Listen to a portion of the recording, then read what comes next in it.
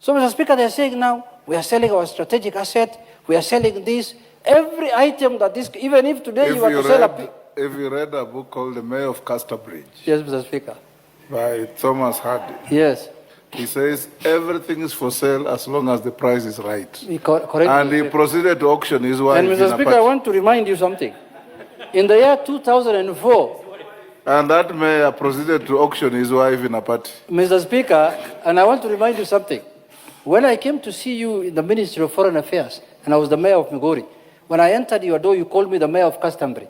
Casterbridge. So, yes, that's what you called me. Yes. So I can now, today, I can remember why you have called me. I've not auctioned anyone.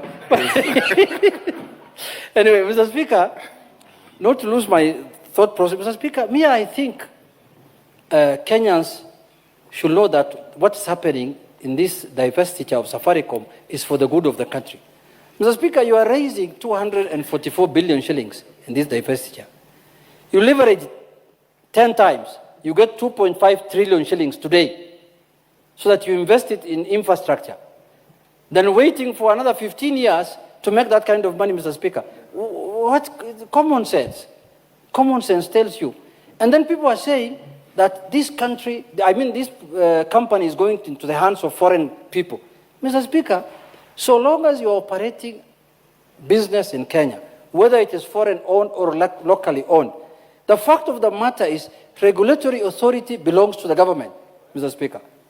So, and regulatory powers are done in this House and given to the executive to exercise. Mr. Speaker, so long as the government has the regulatory authority, they can determine how that business is run, whether it is foreign-owned or locally owned. The most important thing for a government is to have the regulatory authority, not to own business. Government has no business of owning any business. They cannot run any business. All government-owned businesses are run down.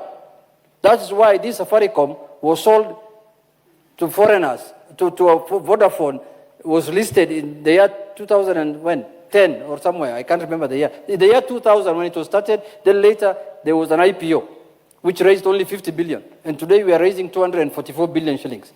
So, Mr. Speaker, all the issues being raised, what is going to happen to the staff?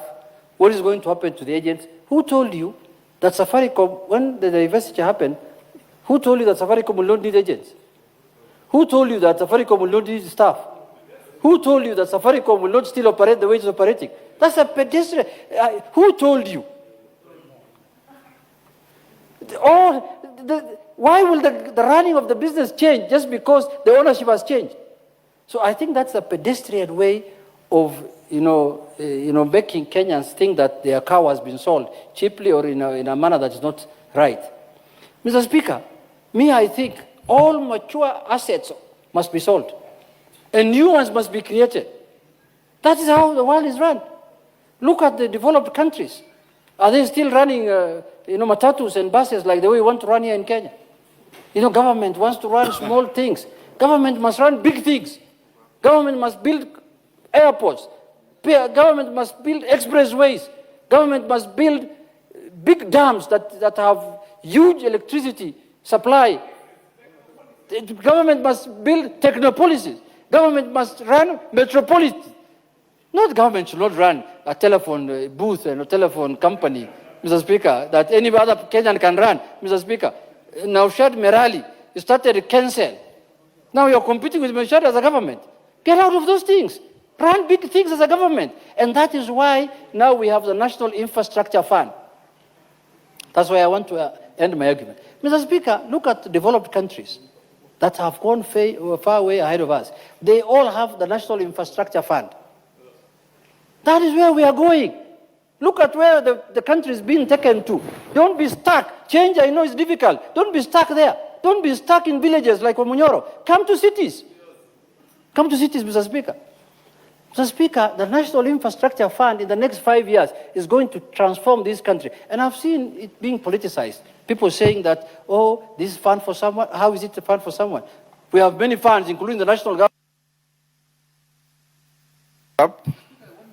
Give him a minute. How can it be a fund for someone? There are millions, how many funds that we have created as parliament? Why are they not for someone's fund and this one is someone's fund?